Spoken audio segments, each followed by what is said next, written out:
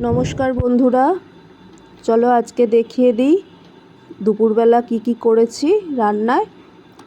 তো ভাত দেখিয়ে দিলাম, সাদা সাদা গরম ভাত। এখানে আছে উচ্ছে আলু ভাজা, আর আছে হচ্ছে এখানে সজনে ডাঁটা আলু ঝিঙে এই সমস্ত দিয়ে একটা তরকারি, আর আছে টক ডাল, আম দিয়ে টক ডাল। গরমে খুব সবারই প্রিয় টক ডাল। আর আছে হচ্ছে এখানে লাল লাল করে রুই মাছের ঝাল।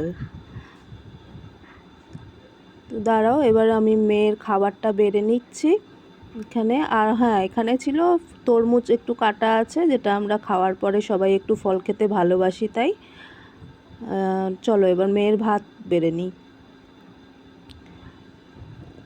এখানে দিয়ে দিলাম ওকে ভাত। ও কই কটা দিন ছুটি আছে, তাই জন্য দুপুরবেলা একটু ভাত খাচ্ছে, খুবই কম ভাত খায়। কয়েকটা দিন ছুটি আছে জানো তো বন্ধুরা, এই গরমের মধ্যে স্কুল থেকে এসেও আর ভাত খেতে চায় না, তাই এই কটা দিন একটু খাচ্ছে। আচ্ছা, এবার দিলাম একটু উচ্ছে ভাজা দিয়ে দিই। এখানে দিয়ে দিলাম ওকে একটু উচ্ছে ভাজা। একদমই তেতো খেতে চায় না, কিন্তু গরমে তো একটু তেতো খেতেই হবে বলো, এই সমস্ত তো শরীরের পক্ষেও খুব প্রয়োজন। আর এই সজনে ডাঁটার তরকারি, সজনে ডাঁটাও গরমের সময় খুব উপকার। খেতে চায় না, কিন্তু তারপরেও দিতে হবে, একটু দেবো, খাবেও, জোর করলেই খাবে। এই দিয়ে দিলাম ডাঁটা আলুর তরকারি।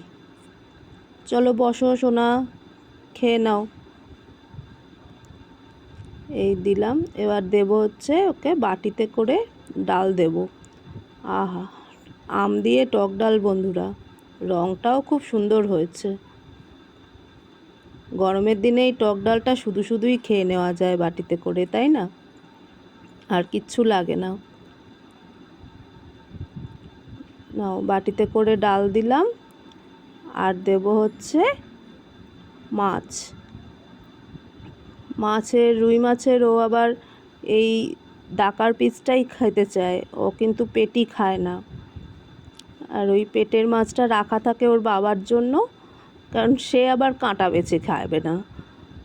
ঠিক আছে, তো চলো এই ছিল দুপুরের মেনু, মেয়েকে খেতে দিয়ে দিলাম। তোমরাও সবাই খেয়ে নাও।